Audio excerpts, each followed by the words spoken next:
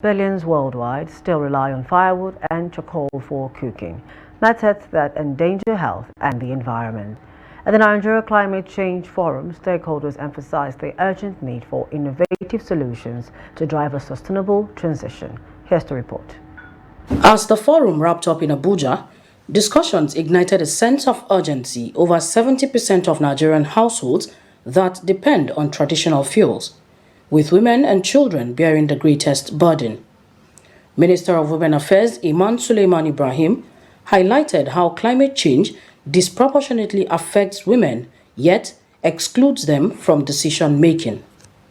She urged stakeholders to adopt a gender-inclusive approach, making clean cooking central to Nigeria's climate action strategy. So I feel there is a low-hanging fruit for all of us partners if we come together to make it a point to achieve clean and safe cooking. We also committed to training households in clean cooking solutions.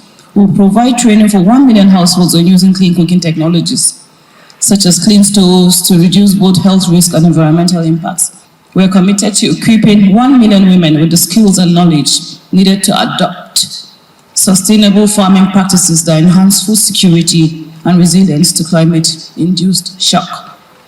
House lawmakers also reaffirmed their commitment to prioritizing policies and bills that promote climate resilience. Tessa Ogbo, Deputy Chairman of the House Committee on Environment, stressed the need for collective action to drive sustainable change. Climate change is real and it's happening all around us every single day. And we as people, as a country and as individuals, need to do everything, and we all need to have our hands on deck to ensure that we do our little parts to bring a positive change to our environments and our climate as a country. Climate change experts and advocates weighed in on the transition drive, highlighting challenges and the role of sustainable innovation in achieving zero emissions. The obvious thing that we need to do is to move away from generating our energy from fossil fuel to generating our energy from renewable sources. The good news is that increasingly generating energy from renewable sources such as solar and hydro and wave have become more competitive. The unit cost of generating energy from solar has fallen dramatically, and in some cases have become cheaper. It's become cheaper to generate energy through solar than through oil and gas. Sustainability gaps in Nigeria, there are quite a number of them, but let me take maybe 3. So waste management is a very big gap.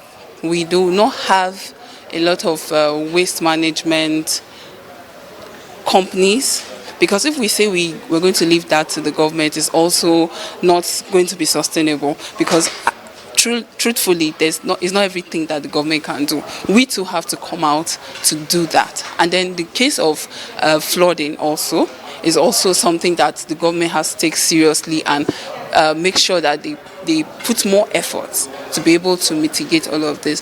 The message is clear. Clean cooking is not a luxury, it's a necessity. Achieving it will require scaling up innovations, reducing costs, and empowering women as key stakeholders in Nigeria's sustainable transition. Aisha Haruna, reporting for Trust TV.